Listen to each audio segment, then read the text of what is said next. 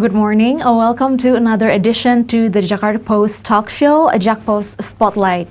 Today we will talk about expanding investment amid geopolitical conflicts.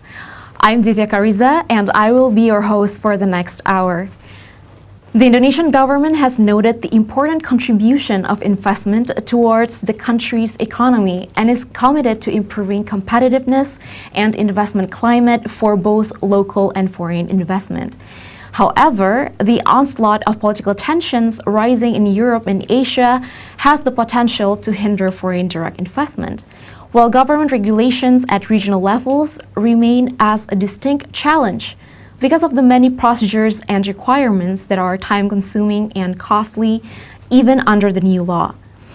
Before we begin, I'd like to remind our audience to fill in a feedback form by scanning the QR code that appears on screen or by clicking the link in the chat box. Today, we are delighted to be joined by an esteemed panel of experts to discuss the investment opportunities in the evolving economic climate in Indonesia. Here we have Pak Indra Darmawan, the Investment Ministry's Deputy Minister for Investment Planning. Pak Indra has a PhD in philosophy and a doctoral in economics from Flinders University, Australia, as well as a Master of Science from the London School of Economics. Prior to joining the Investment Ministry, he worked at the National Development Planning Agency, handling regional sector planning, natural resources, and the environment. Welcome to the studio, Pak Indra. Thank you for having me, Divya. Thank you. Next, we have Pak Andry Asmoro, Chief Economist at Bank Mandiri, serving as Department Head of Macroeconomics and Financial Market Research. With over 20 years of experience in the financial sector, Pak Andry is also a Senior Research Associate at the Institute for Economic and Social Research, Faculty of Economics and Business, University of Indonesia. And he also holds a Master's of Economics from Georgia State University. Good to have you with us, Pak Andry. Thank you. Thank you for inviting me. Yes, thank you so much. Before we proceed, I'd like to invite the audience to send in some questions through the Q&A box in Zoom. And also, please don't forget to state who you are addressing your questions to. As briefly mentioned before, the world is steadily heading towards what could be more than a year of geopolitical conflicts. Now, the question is, how will it impact the investment climate in Indonesia? So we'll jump right in. To Pak Andry, how has the investment climate in Indonesia evolved in the past years? Yeah, I think if we take a look on the numbers and also the climate, it's getting better and better, every year. So many investors that we met actually mentioned that Indonesia is now improved quite significantly. And we can see from the number, for example, the direct investment from the Ministry of Investment data, it continued accelerating in the third quarter 2022. Driven mostly by foreign direct investment. So one most interesting point is that the foreign direct investment also actually broke the record in the third quarter of 2022. I think this is something that we have to understand. Without any improvement in business climate in Indonesia, I think foreign direct investors will questioning when they want to invest in Indonesia.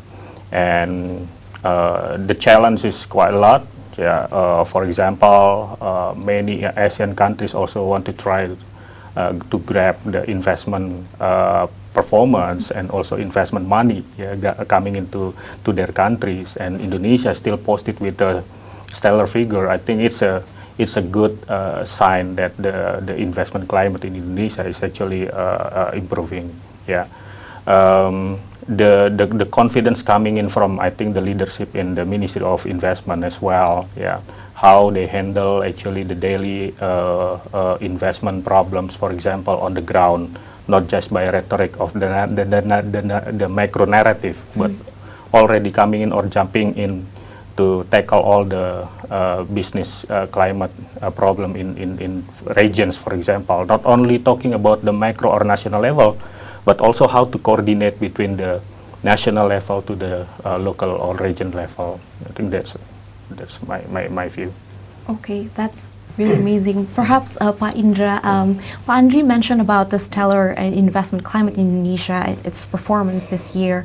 How much do you think the job creation law play a role in encouraging such outcome this year? Indeed, the role of the job creation law or the omnibus Yes. is pretty big, actually. It simplifies procedures. It helps many people to start the business much, much easier. So to start the business today in Indonesia is way much easier than before. So you just log in to the electronic platform of the OSS, and then you can go ahead if you're if you're dealing in a very simple business and the risk is categorized by the system as low, you just fill up your basic data and then you just go ahead with your business without a license.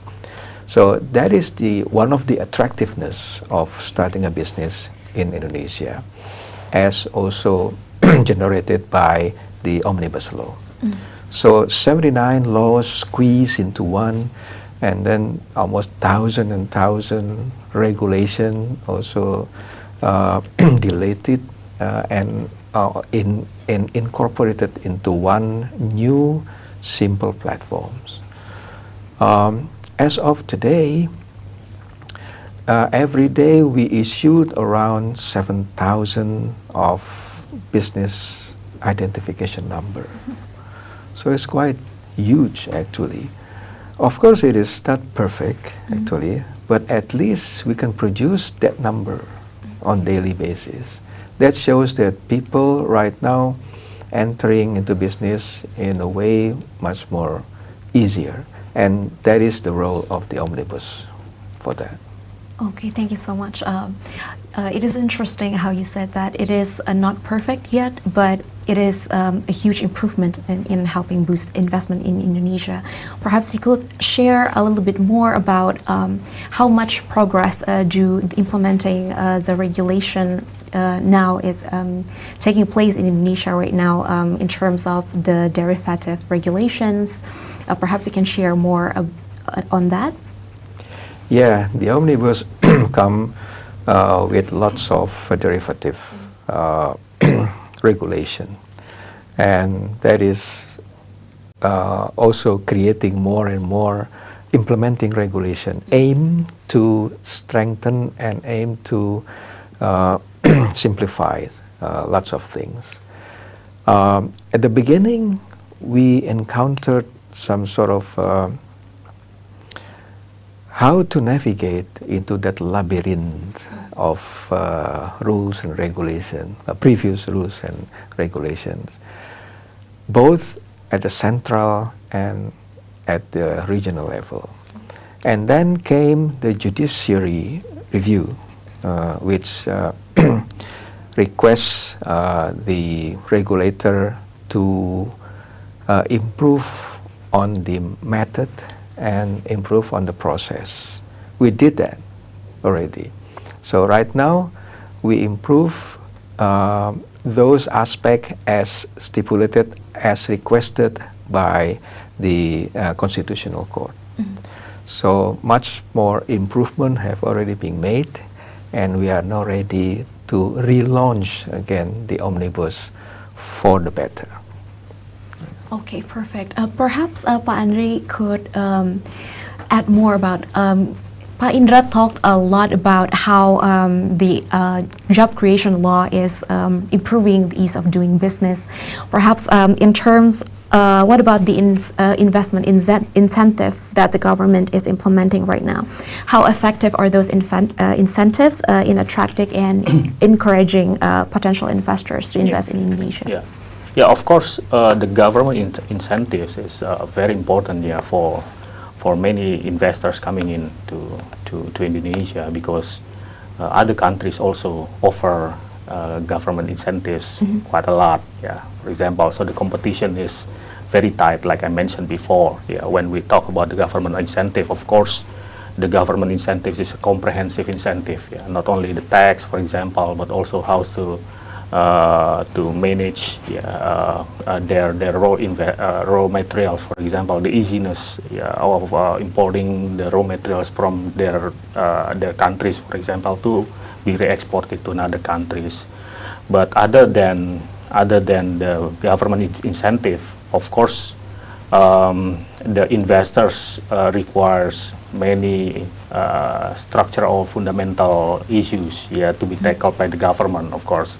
Number one, when we talk about the law enforcement, I think, so that's actually the basic prerequisite for the investors to coming in to one country, including Indonesia. For example, like I mentioned before earlier, so for example, the coordination of the regulation between the central government and the local governments, for example. So the regulation should be in line. So when I open or I come to Indonesia and invest in Indonesia, I only deal with one regulation, for example. And actually, it's like Pak Indra mentioned, it's already tackled by the law, omnibus law, for example. And number two, I think that's actually not only government incentive, but also the readiness of the talents, or the human resources in one country. Of course, when we are opening, for example, investment in one country, big opportunity coming in, for example, for the local people to get a job in that. But we, of course, they have certain requirements, to, for example, based on the skills and so on and so forth. So that's actually beyond the Ministry of Investment to tackle on these issues, together with the Ministry of Labor, for example, Ministry of Education in that. So if the investors seeing that Indonesian labor or human resources is well enough to be to be absorbed by the investors, I think it's easier for them all to come in. Okay, I don't have any issues on this. So that's number two. Number three, I think the easiness of course the support from for example, investors to get the raw materials. Of course, they want to get it, the resources, and then they want to jump in and they want to produce right away, for example. So that's actually what the investors need to invest in one country beyond on the government incentive. But the government incentive is actually the basic, when they want to go to one country, for example, because many countries right now offer the government incentives. But other than that, I think we have to also prepare beyond the government incentive. Okay, that's awesome. That's really interesting insights that you mentioned about the readiness of our human resources to seize the opportunities that the government is trying to get in Indonesia. And Pak Indra has previously mentioned that the government is trying to with the job creation law to harness that and make that path forward. Perhaps both Pak Indra and Pak Andry can share a little bit about the outlook for 2023 amidst the expected inflation and the economic uncertainty. How ready is the Indonesian investment climate to face those challenges next year? To Pak Indra or me? Perhaps to Pak Indra. Divya, can I just, it is very interesting, can I just take a little bit step back to that omnibus before talking about 2023, because this is important to add what Pak Andry just said. The biggest challenge for that, the implementation of the omnibus law is not technical. Technical is easy. It's kind of software development, and then you can move forward with a better version. But the biggest challenge for that is the mindset. How to change the culture.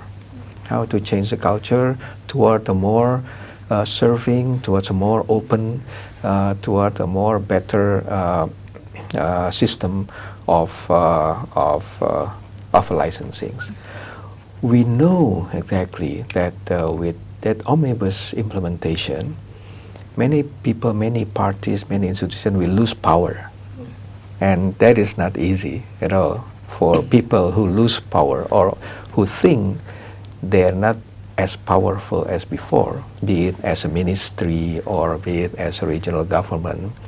So it also creates some sort of problem of motivation for them to move forward together toward the better end. We have to have a similar motivation to move forward together. If some party is not very motivational to join the movement, it will be a great challenge. So I think that is also one of the greatest challenges that we still carry forward to the 2023. So now I'm talking about 2023. So so far, if we look at the situation 3 years back, I think the situation of the macroeconomy of Indonesia is not too bad at all. On the economic growth rate, we managed to not fall behind 5%. Of course, we experienced, as many countries also experienced during the 2020s, it was a really bad year, in the minus 2%, and then rebound and then bounce back to the level of the pre-pandemic.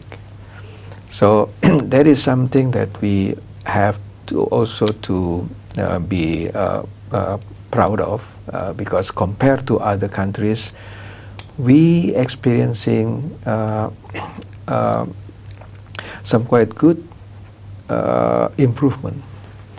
So managing the economic growth of 5% or beyond is also the result of hard works from us, and also probably a little bit of luck from the windfall of the commodity prices at the global scale. So there are three major challenges ahead of us in 2023 that we have to pay attention to. First is the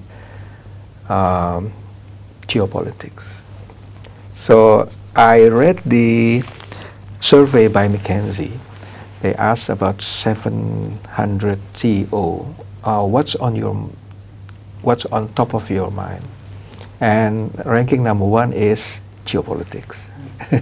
So global CEO right now have geopolitics on top of their mind.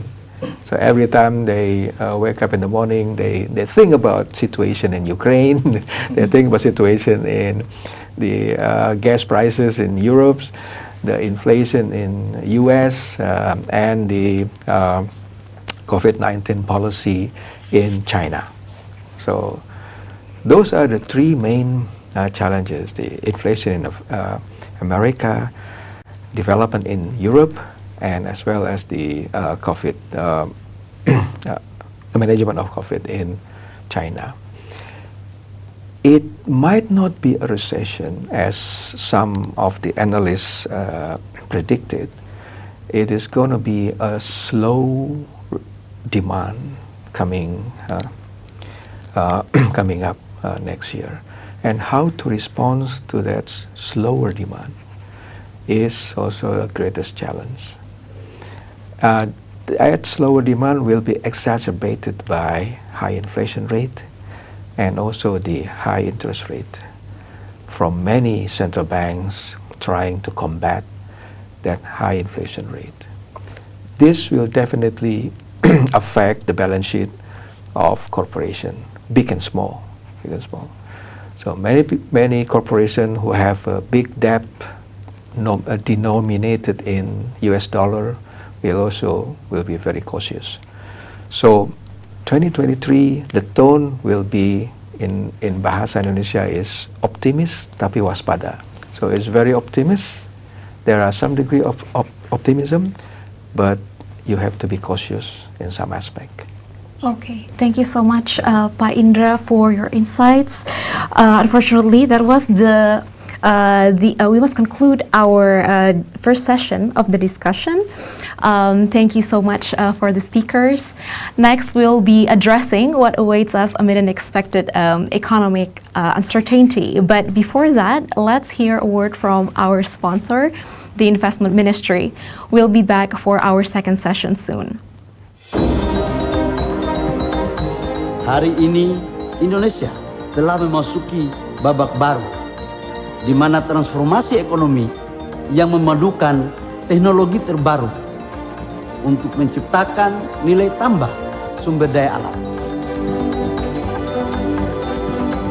menumbuhkan optimisme baru bisnis Indonesia dengan berbagai regulasi dari hulu hingga hilir.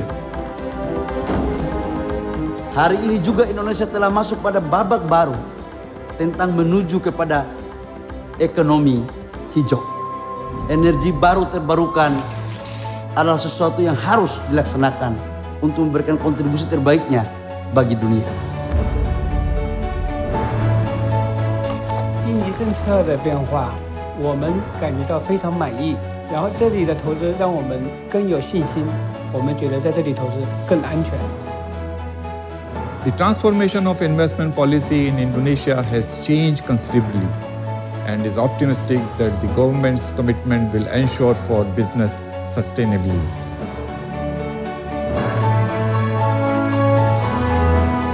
Especially human resource, natural resource, all is very important for investor. Indonesia have many attractive investment packages. As a long-term investor in Indonesia, we have seen transformational change in the ease of doing business and investing in Indonesia. This has made us even more confident to expand our business and at the same time involve small and local medium-sized enterprises, Indonesian companies to join in our expansion of our business in Indonesia.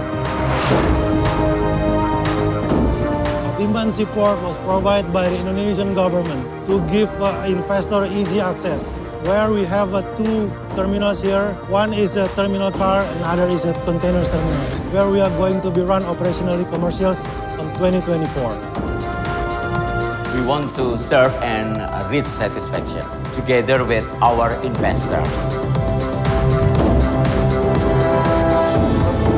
今回の変革により、インドネシアの投資はもっと進むと思います。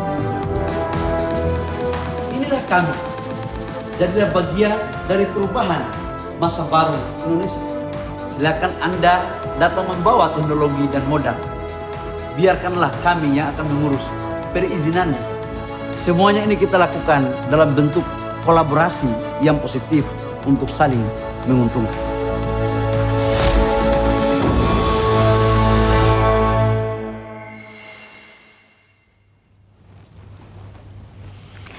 Welcome back to our discussion on expanding investment amid geopolitical conflicts. We have learned about the challenges and that is faced by the government to encourage investments in Indonesia this year and our achievements this year as well. Now we will dive deeper into what awaits businesses in the coming year and what are the strategic steps that the government are going to take to boost the flow of investment in Indonesia. We're back with our speakers right now. Perhaps for Pak Andry, what are the possible crises that await us in the future, and how will those crises affect the amount of foreign direct investment and domestic direct investment in Indonesia? Yeah, I think Pak Indra already mentioned about what's actually major troubles or crisis in 2023. What I see, I think, the basic factor is coming from the geopolitics, of course. Indra already mentioned as well. So the geopolitics actually made everything change. What we already assume, for example, when we enter 2022, suddenly we have to adjust. Actually, back to before we discuss 2023, I'd like to discuss about that. Indonesia have many positive factors. Number one, actually Indonesia has a relatively stronger economic growth in the last 5 years. For example, even during the pandemic crisis in 2020, That's number one. Number two, actually, the government's policy and also together with the local government policy can manage the inflation rate in Indonesia. Yes, our inflation rate in 2022 is actually going up, yeah, because of the subsidized fuel price hike. But actually, it's right now. What most interesting is because of governments can manage the staple food prices, the inflation rate in 2022 actually going down below what most economists and analysts expected. So for example, before many analysts actually predicted Indonesia's inflation rate could go up by more than 6.5% to 7%, for example. Now we are seeing below 6%. And going down again in 2023, we are seeing that the Indonesia's inflation rate will go down only by around 4%. So it's a positive factor. Why positive? Because now we can manage the purchasing power of Indonesian people. That's number two. Number three, what most important is actually the coordination, policy coordination. That's actually what many people ignore in many times actually. It thinks that it is actually take it for granted for the better Indonesian economic growth. But it is actually some part of it because of the policy coordination between the authority monetary, fiscal, and also from the Ministry of Investment to building Indonesia's economy relatively stable. That's in 2022. 2023, I think we are seeing that the economic growth will experience a recession in advanced countries. Yeah. Slower growth in emerging markets, for example, in Indonesia, and also another ASEAN countries, for example, Malaysia, Thailand will experience a slower growth. And number three, inflation rate, of course, inflation rate is still going up, but I think in the second half, the inflation rate will subdue again. And last but not least, of course, the interest rate, yeah. Rising interest rate environment or high interest rate environment since the second half 2022 and continued in first half 2023, of course, now is expected to be slower or lower in 2023 second half. So that's actually becoming our opportunity instead of possible crisis. Now, what's the impact for Indonesia? Of course, when every major countries, for example, experiencing for a recession, the direct impact will go to the trade and also the investment appetite. But what we see actually, Indonesia still has the opportunity because we are, like I mentioned before, we still at comparison to other countries, we still have positive indicators. In fact, in the next 5 or to 10 years, we can see Indonesia's economic growth could go at around 5% economic growth, for example, and manageable inflation rate at around 3%. So the situation, I think, is very difficult to find in another countries. Yeah. So that's actually the opportunity. Of course, for the business sector, we'll experience a rising costs. Yeah, that's actually now for me. Yeah.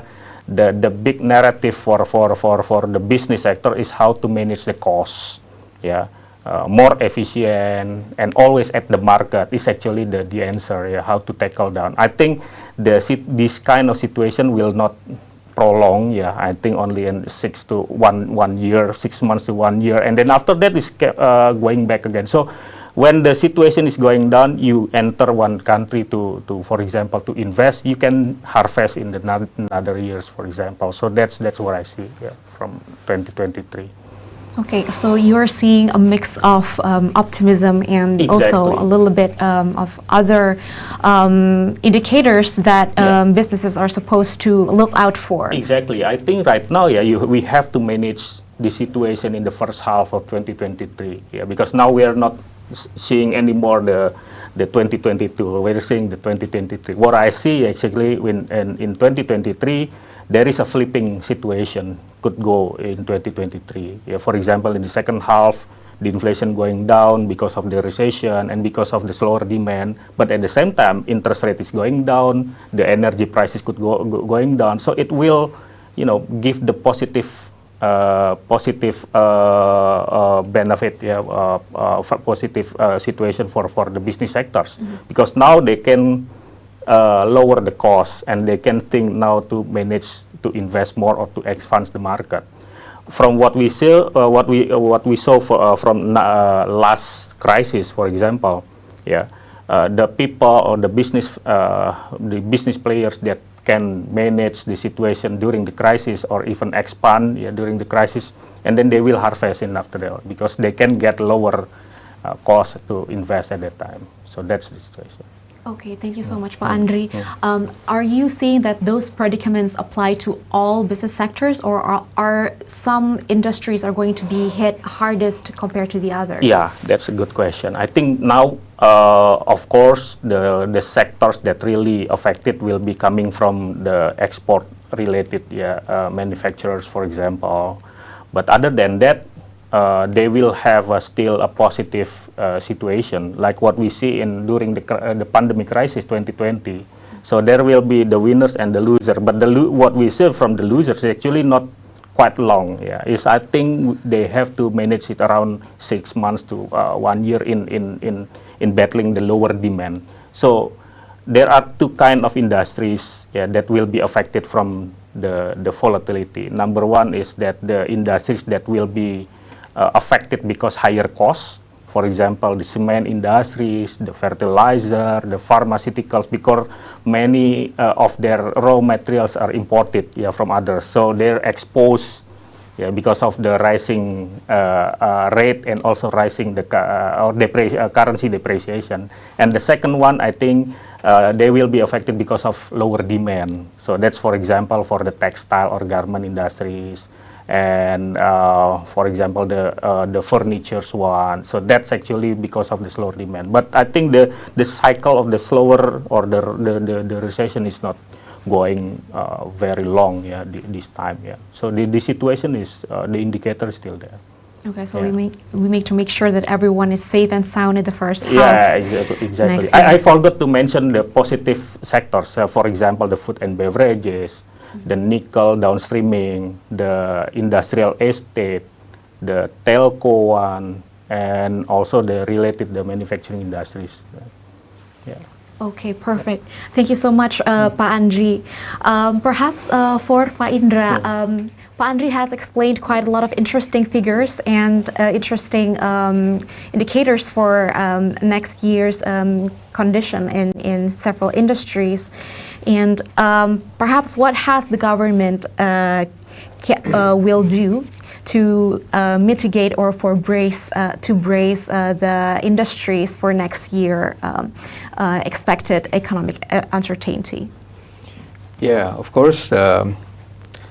The first and foremost is continuing the reform in terms of simplifying the procedures, and also making it more attractive to invest in this country. Apart from that is to make sure that we are with the business sectors all the way. We have to be with them, whether in the bad times or in the good times, in the sense that we are extending our facilitation, our assistance for those who encountered some problems. So in addition to get the new investor, we have to pay attention for the existing one. They've been here for quite some time.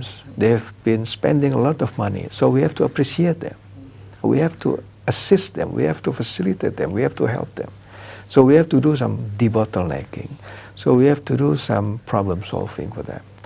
That is, I think, what the government should do next year.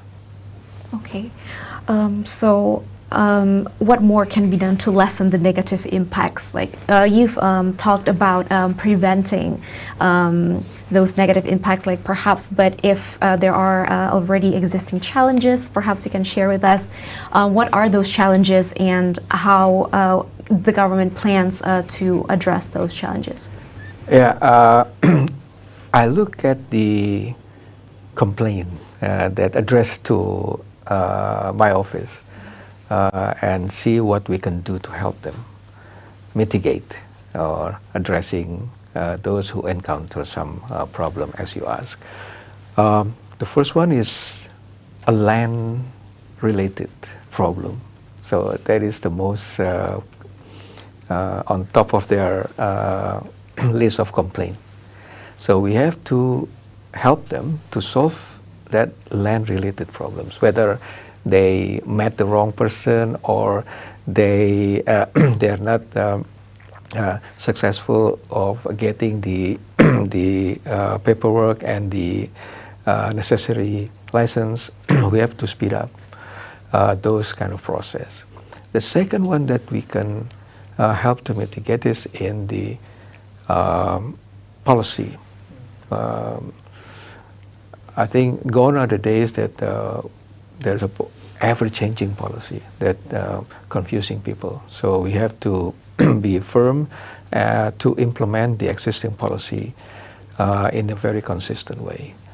The third one is that what we can do to lessen the impact is help them to overcome the difficulty in processing the license. Again, that is the top three things that government can do to lessen the impact of the hardship that probably we encounter next year. In addition to the macroeconomic policies expedited by the government. Okay, thank you so much for your really insightful answer. Perhaps to Pa Andry, we are going to jump a little bit about decarbonization efforts. Perhaps, how can we ensure that investment that are pouring in Indonesia won't result in a setback in decarbonization efforts? And is it possible for us to start a shifting to green investments now, considering current situation? Yeah, I think it is the right time, for any investors to come in Indonesia to think about the green economy.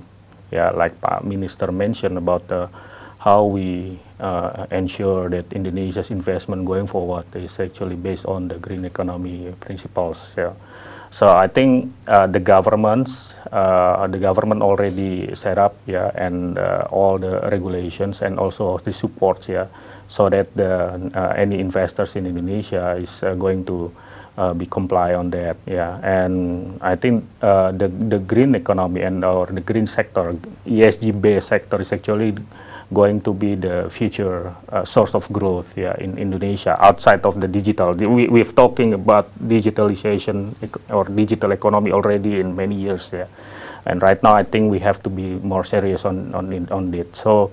I think the Ministry of Investment already set up all the supports for the green investment to coming into Indonesia, and the potential is there for Indonesia becoming one of the hotspot for investment in green base. I think another factor that we have to set up is, I think, to be at par with advanced countries in the sense in terms of the reporting, for example, how the investors reports to be based on the ESG principles, for example. That's, I think, many investors and also many people doesn't really understand still. Based on our survey conducted in Mandiri Institute, that they're aware about the ESG and green investment, but not many things that this is actually enough information about it. So I think when we can educate and like the financial inclusion issues, I think the ESG needs also to be boosted by the government to be aware, by the people and investors. So that's. But the potential is there because we are one of the biggest country with the potential thermal and also the wind turbine and so on and so forth.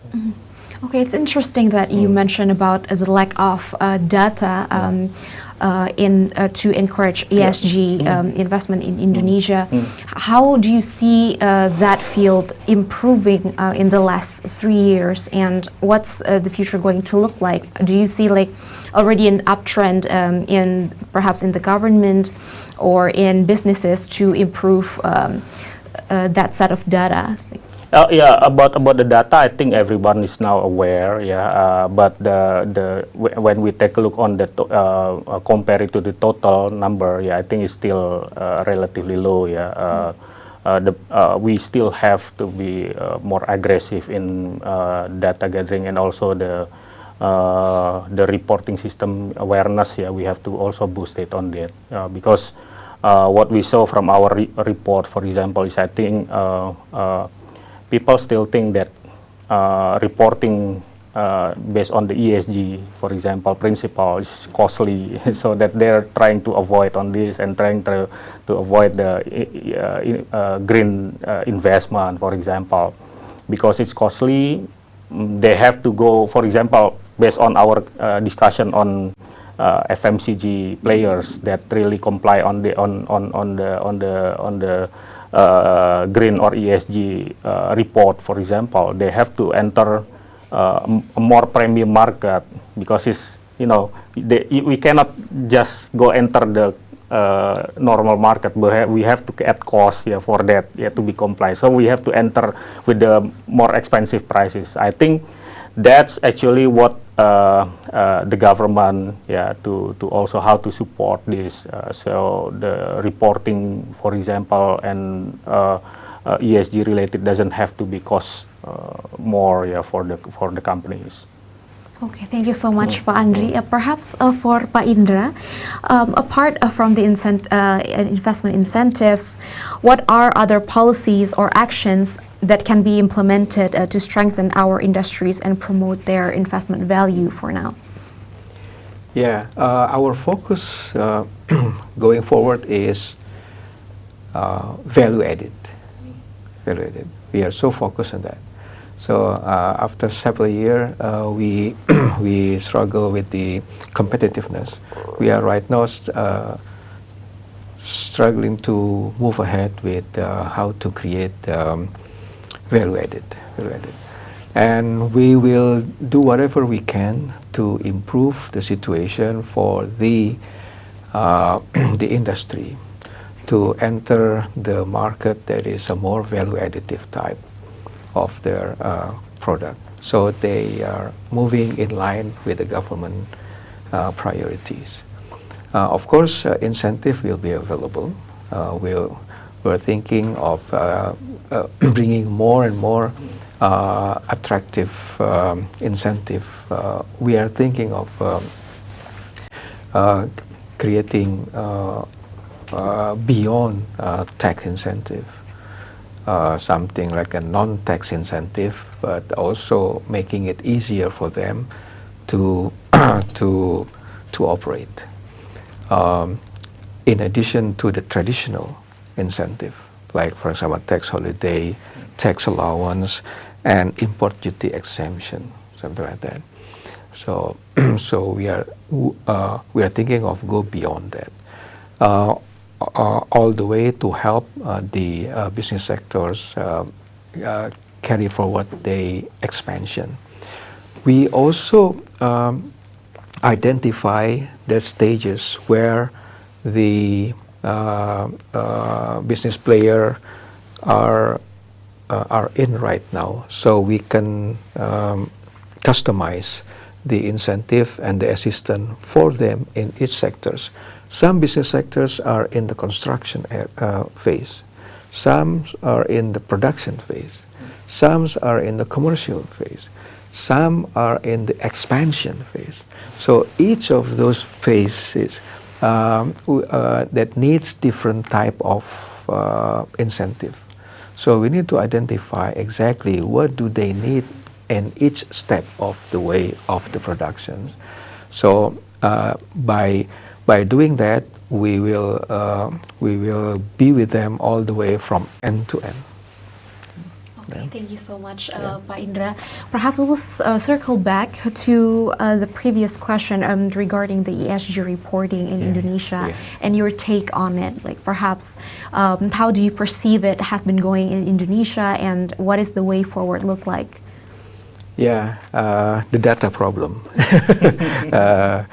the easiest way to overcome that data problem is hire consultant.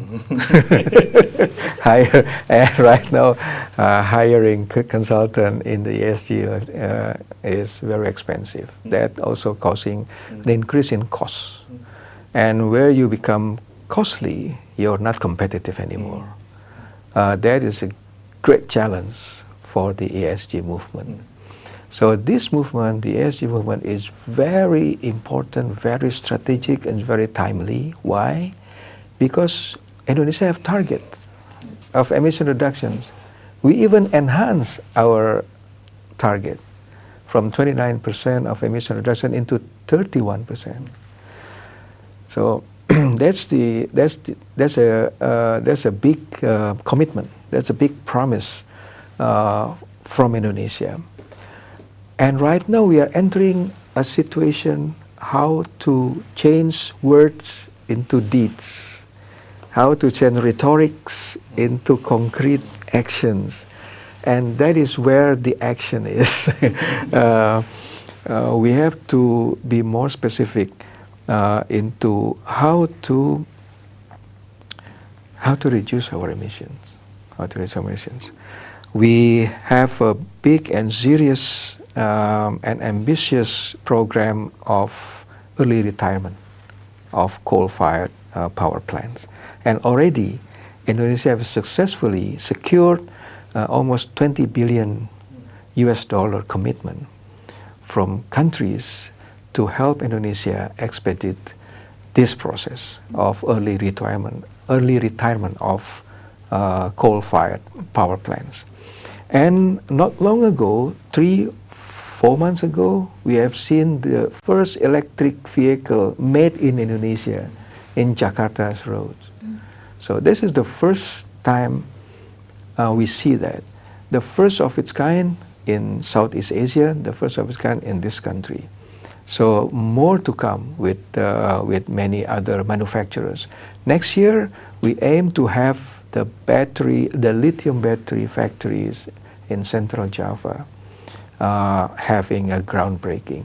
So we move forward with that path or trajectory toward our net zero. It's just like that we have to be more specific and we'll be more concrete from word to action. It is really interesting that you mentioned that actually. How optimistic are you about us getting to that point where we can transition from words to action in Indonesia? Like, is it going to happen like anytime soon, according to your observation about like what we've already implemented so far? Yeah, the things that I mentioned, like the early retirement of coal-fired power plants and then the electric vehicles, is originally scheduled sometimes in 2028, 2030, and 2035. But all of that are happening now. So we kind of pull the futures into now. So I think there is some degree of optimism in navigating or in traveling to our path to the net zero. Like I mentioned, we dream to have the electric vehicle by maybe 2028 at the latest. But we have it already right now. So we keep on trying to accelerate our program, and it's happening. And I think Indonesia can do that. Okay, thank you so much. So if there's a will, there's a way for Indonesia to transition to net zero. And perhaps the same question for you as well that I already asked Pak Andry. Looking forward to 2023, which industries do you think would have the most potential to grow in terms of investment? The sectors that I think from the investment perspective is, I think, the same sectors that also thrive in 3 years ago. That is the basic metals, And then secondly is the special economic zone, industrial zone, and also the mining to produce of those basic metals, and also the utilities that support them, and also the transportation, telecommunication, storage. I think those top 5 will thrive in the years to come. Okay, thank you so much, Pak. Let's put a pin on the previous answers as we're now getting ready to move on to the next session. But before that, I'd like to again remind viewers to fill in the feedback form using the QR code or the link that we've provided in the chat box. Also, please send in your questions through the Q&A box in Zoom, and don't forget to mention the name of the panelist you'd like to ask. And now, a word from our sponsor. Indonesia, your investment destination. The world's 10th largest economy is busy transforming, ready to be your business partner.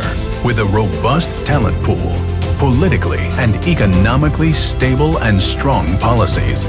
Being the powerhouse, Indonesia is confirmed by the G20 presidency, bringing opportunities for you. Invest Indonesia now. Thank you for staying with us. Now we've come to the most awaited part of this webinar. We've received numerous interesting questions in the Q&A box, and we are more than happy to answer them together with our panelists. For the first question, for both Pak Andry and Pak Indra, as we're still fresh from G20, what were the deliverables that came out of the event in terms of foreign direct investment? Yeah, overall, the result from the G20, they have very encouraging takeaways. We've come up with the declaration, leaders' declarations. It's higher than just a chair statement. That is something that we have to be proud of. Secondly, and also some commitment from the major countries, like I said before, to support Indonesia in the path toward the net zero by supporting around $20 billion in early retirement of coal-fired power plants. And then we signed lots of agreements, lots of memorandum of understanding with various parties amounting to billions of US dollars in collaboration among the member of the G20. And we also have lots of bilateral talks, bilateral follow-up talks, and also lots of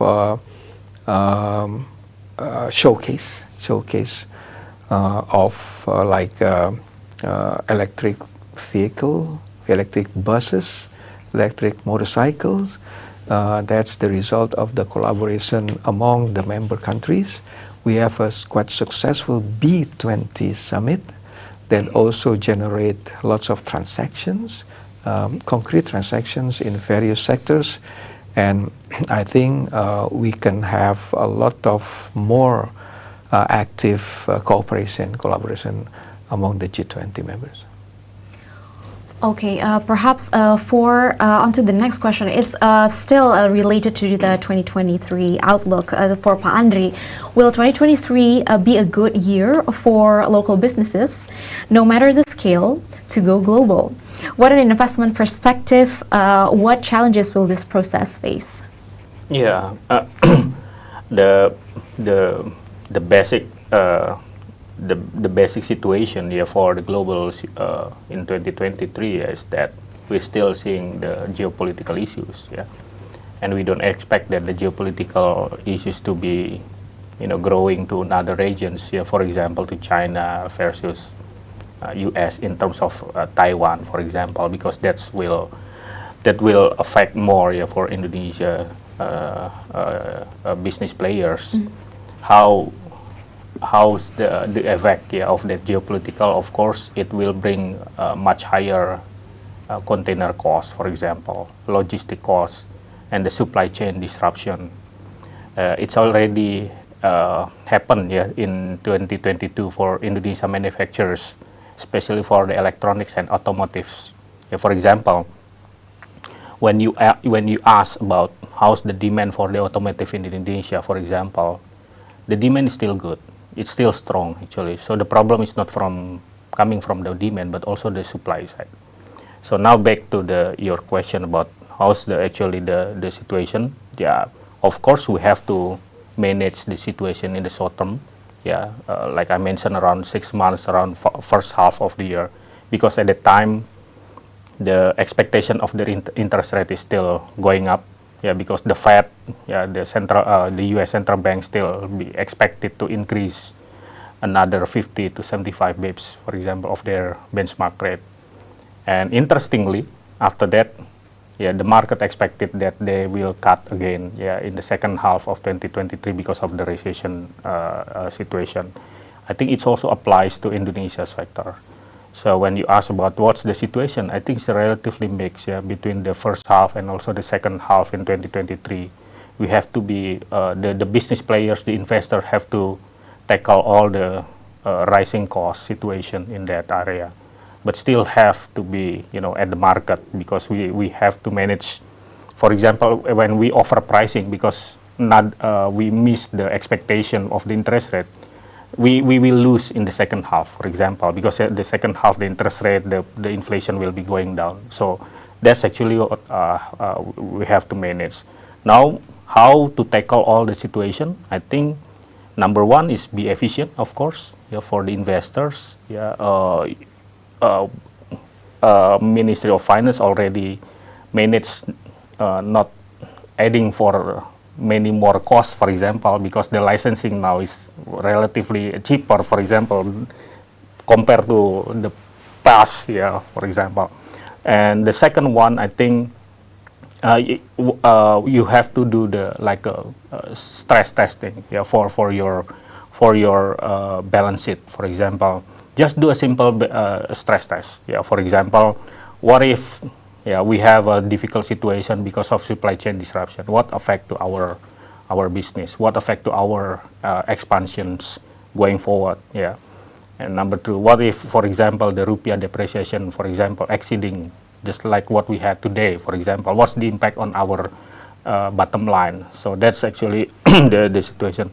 But other than that, actually, we still have many opportunities for investors to come into Indonesia, like Pak Indra mentioned once again. We offer the downstreaming of the metal mining. We have a very strong actually market for the food and beverages, and also it can be exported as well. And number three, we still have a good industry in the automotive, for example, can be exported to Australia, for example.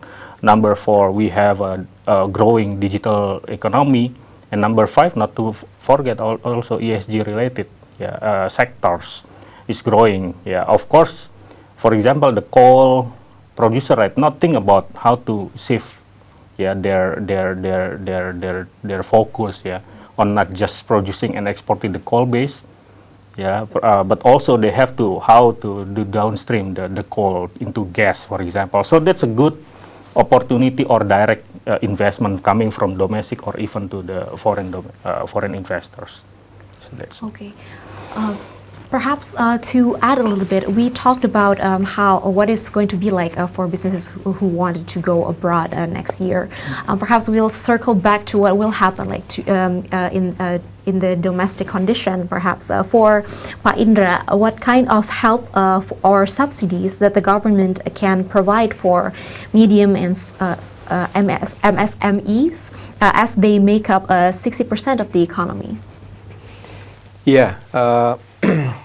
MSE accounted for a substantial number in terms of contribution to GDP and also the number of business establishment. It's almost 98% of our business and establishment in Indonesia are SME.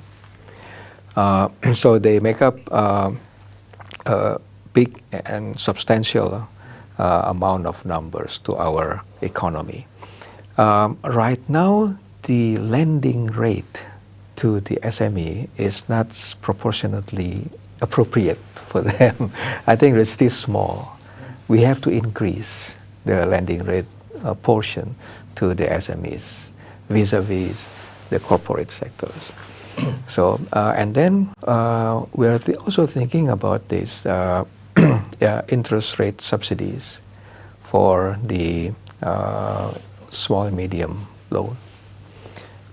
So that is also the big push for the SME, and also the SME sectors right now also having some sort of big push also, as well as from the non-financial items such as the ease of doing business in terms of right now, like most of the SMEs are informal.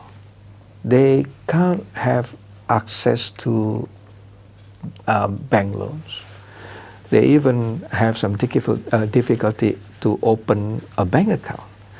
By having a formal status, they are right now have a bigger access to the bank loan and other facilities. So we are right now make the formality or the formalization of the SME becoming much more easier for them to be included as a bankable business institution. That's really a big push for them.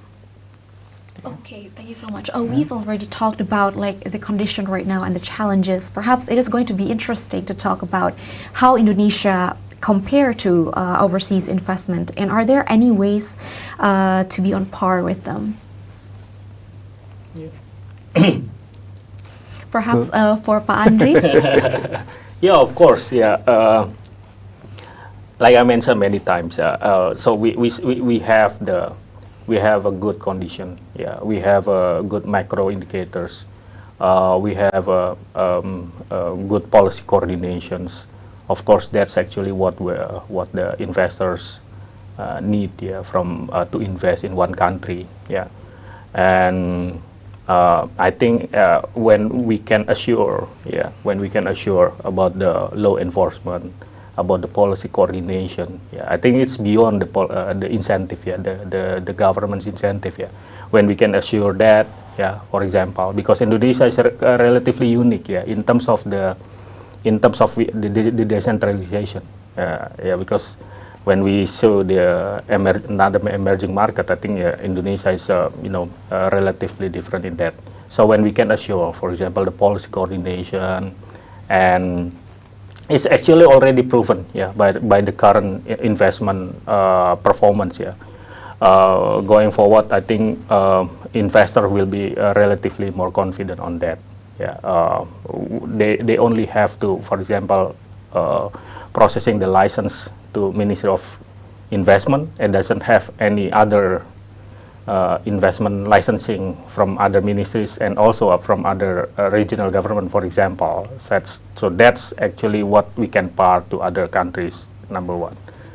Number two, I think also, like I mentioned in previous answer, I think right now we have to build a strong talents, a strong human capital, strong education, not only for a good structural situation going forward in the next 20 or 10 or 20 years, for example, 2045, but also to be needed by the investors, because investors, of course, need the human capital or needs talents to boost their investment here. For example, take a look on India or Vietnam or Malaysia even, for example, they have a strong talents and they have a strong human capital. So that's actually what we have to be par at, so that the investment going forward will be at par again with another country in the emerging market. I think if we can have those two, for example, in 1 or 2, 3 years, I think we can at par with other countries. Okay, so that's very interesting insight and optimism for Indonesia for next year. Perhaps for the last question for Pak Indra, this is a very interesting question. Are we still accepting investment that are not considered green at the moment? And what, perhaps you can elaborate more about that. Investment in green, said. Yeah. In Ministry of Investment data, we don't classify it a clear-cut green and non-green. But if you don't do something good for the environment, nobody will buy your products. And we will strengthen the licensing on the environmental permits. So it is very tight regulation on that. So being green is not only for doing good for the planet, but also good for your profit. Because if you are well known as not doing good for the planet, nobody will see you. Nobody will buy your products. Right now, many parts of the world demand more stringent and more what you call that, an active consideration towards SDG related, ESG related. It's not like just a trend, but it is, I think, the necessity for us to create a more livable place for human being, for all of us, for our children and grandchildren. But that practice have also be interpreted as also good for your corporate actions. So it has to be good also for your financial situations. It has also to be good for your procurement problem. It has to be good for your supply chain environment, for your ecosystem. So it's kind of creating a balance between people, profit, and planet. Something like that. Okay. Yes, thank you so much again for your elaboration on that, because that's a very interesting question, because Pak Andry previously said quite a lot about ESG investing in Indonesia. And quite interestingly, you mentioned a little bit about how ESG reporting is costly for Indonesian businesses right now. How can we control this price for as investors? It's a tough question. How we control? Yeah,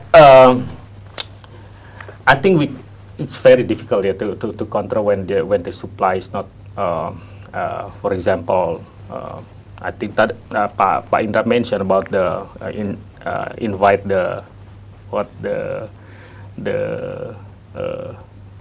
people that understand about the ESG related. Yeah, but with the limited supply. From the advisor, of course, it will bring to a very, expensive one, to be implemented or to be used, by the company. I think that's what the government have to also support, is actually what's the people that actually can do the certificate or anything, related to that, and give advice, many more, I think that can bring down the cost in the sense that to be in the reporting only, in the reporting side only. But with the product, of course, we have to understand about the advisor, the people that really understand about what's the really ESG. ESG base, quality, for example. So adding more to the supply on how the people understand about it, and also the data. I think the limitation of the data create more expensive one, yeah, in that. So when we can share all the data related to the ESG, for example, yeah, I think it can bring down all the costs on that. Yeah, that's the answer. Okay, interestingly. So the data decentralization, yeah, the data decentralization. So it applies not only from the for the real sectors, but also to the financial sector as well. And we already discussed a little bit about the lack of data in ESG investing. And do you think that this will result in a setback in decarbonization in the long run? How significant will it impact our efforts to decarbonization in Indonesia? And is it possible for us to start shifting to green investments as of now? Yeah, I see that because of the pandemic and because of the war in Ukraine, our path, our journey toward the net zero right now experiencing some delay, right? And also probably some detour because we have been so busy right now with short-term pressure.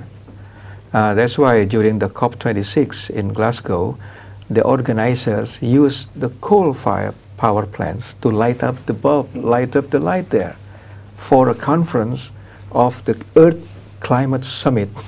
You could imagine. That is the short-term necessity.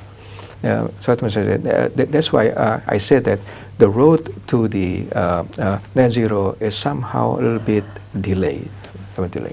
Last year, the investment in the renewables from the target 5 billion only realized 2.5 due to also some short-term problems. That's bring me into the notion that at least we have 3 problems that we have to address moving forward in this net zero and also pushing up to the green investment. First is the problem of measurement, including the data. Yeah. We need to know where we are now. We need to know to measure progress. That's is talking about measurement.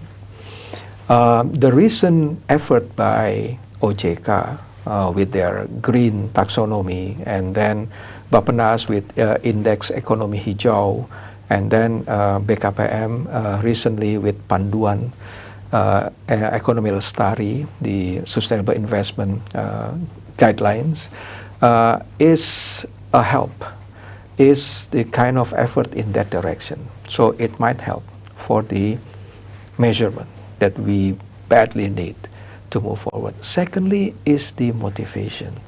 Some regions who are really heavily dependent on fossil fuels don't really have that much of motivation to join the movement. So we need to also try to encourage them to move ahead, to change into a much more cleaner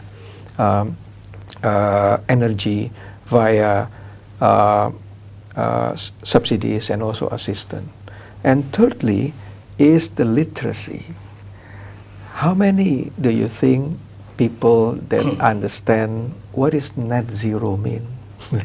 What is net sink mean? What is trajectory or green framework means? What is actually sukuk green bond means? Something. Not many people understand that actually. So we need to improve the literacy, because increased literacy means compliance.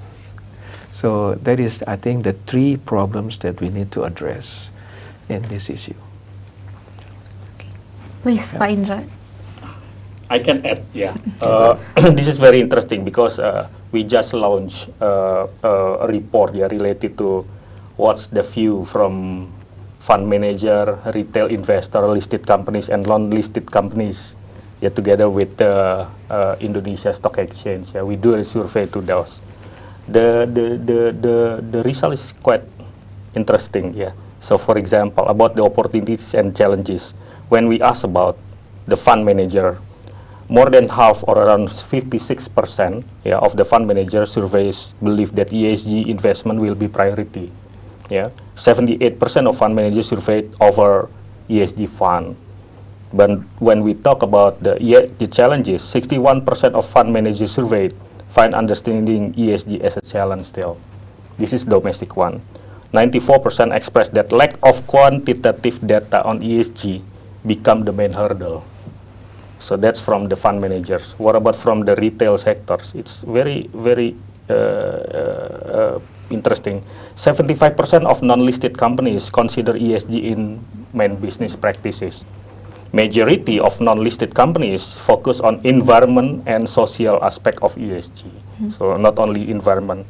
The challenge is one is actually only 24% of listed companies view ESG business practices will be priority. That's because of the cost. 45% find lack of understanding ESG issues as a challenge. That's actually what Pak Indra mentioned. It's in line actually. And the majority, 77%, do not use ESG rating as a benchmark for ESG implementation. So that's actually, I think, the room for Indonesia's ESG and green economy to grow is very huge actually.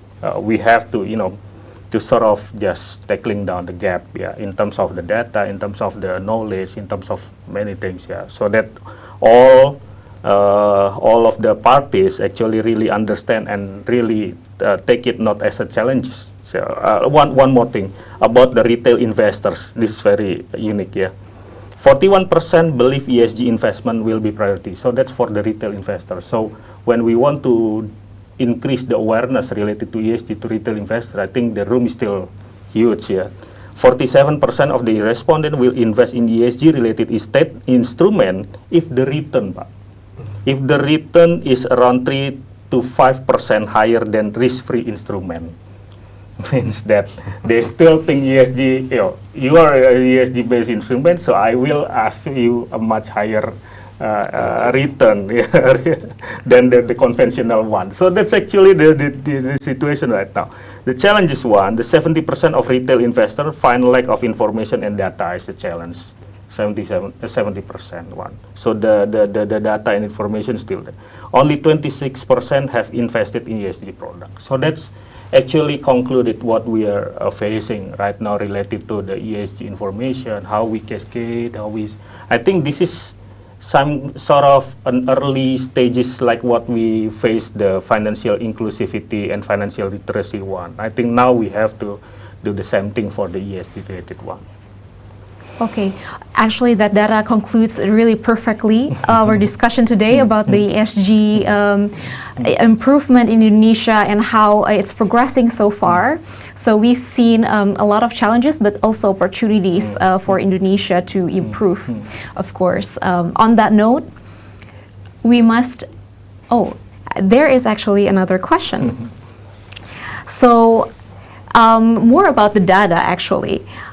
Are there any sectors that are not yet covered, the ESG data? So is there any industries that are not covered yet so far, or is it already equally covered as of today? I don't have the data regarding to that, but as long as I know for the financial sectors, because I'm from the bank, it's already covered, But for the real sectors, I think many sector already covered, from the data for related to ESG. For example, I just discussed with the FMCG, the mining, of course, and I don't know whether in the telco, data, but I do believe they have, but I don't have the data right now for that. Okay. Perhaps for both Pak Andry and Pak Indra can give us a closing statement. Perhaps Pak Andry and then Pak Indra. Pak Indra first or Pak Andry? Pak Andry. Pak Andry first. Of course. When we are talking about the investment, I still believe that the one thing that we discussed earlier that reinstated that investment performance for Indonesia is very important right now.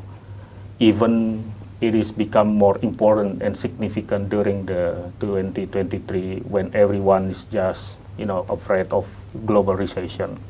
we still believe that Indonesia is having only I think, domestic deceleration, domestic economic deceleration because of slower import demand, for example. But the investment, direct investment role for boosting Indonesia's economy will always be a significant factor for our economic growth and to grow even more sustainable going forward. Don't just rely on the consumption, because consumption also derive as well because of many investment coming in. You can imagine that if you, for example, we only experience slow investment or performance, for example, of course the consumption will be drop again. So that's my one take actually. Number two, I think, of course we have to be optimism. Avoid the self-fulfilling prophecy right now, because what does it mean for the self-fulfilling prophecy? That because everyone is now afraid, for example, because of the recession risk, for example, now they're holding their consumption, they're holding the investment, doesn't want to expand because they're afraid, and now it's not becoming very good for our economy, because now nobody want to expand and nobody want to invest. So for example, do the business as usual, but don't forget to mitigate the risk. Of course, that's the number two what we have to note: mitigate the risk, knowing the market as always, because the cycle can be changed very rapidly. For example, sometimes it's going up, sometimes going down. It's very fast, and the cycle of crisis is now very rapid. So I think understanding about the cycle is very important right now. And last but not least, I think be efficient, in the situation like this.